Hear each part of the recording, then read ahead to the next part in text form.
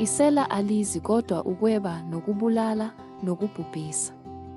Mina ngize ukuba babe nokuphila, babe nakho kuchithime. Siyakwamukela kumnikelo. KuJohane isahluko seshumi ivesi leshumi, uJesu usithembisa okuthile okungavamile. Kodwa lokho kusho ukuthini ngempela? Ezweni eligcwele iziphazamiso nezithembiso ezingamanga, singakwamukela kanjani lokhu kuphila okuchichimayo uJesu asinikezayo? Namuhla, sihlola ukujula kwalesi sithembiso nokuthi singazihlanganisa kanjani izimpilo zethu nohlelo lwakhe ngathi. uJesu, umalusi omuhle, akayena nje umnakekeli wezimpilo zethu. Ungumnikezeli wokuphila uqobo.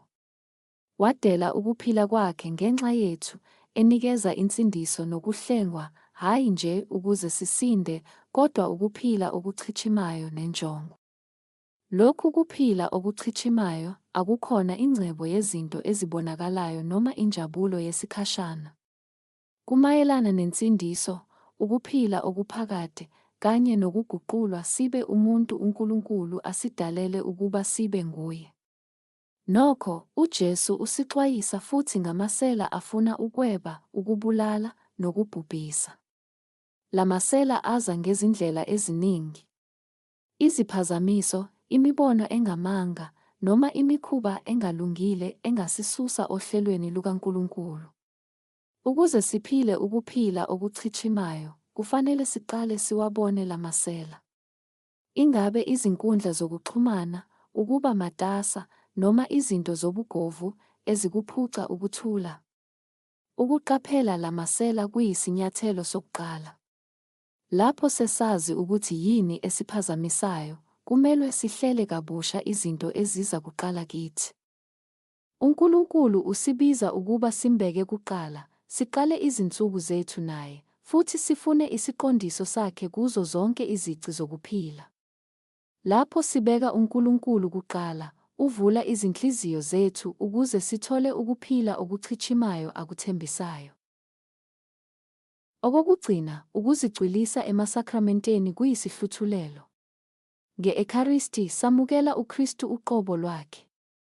Umthombo wethu wangempela wokuphila.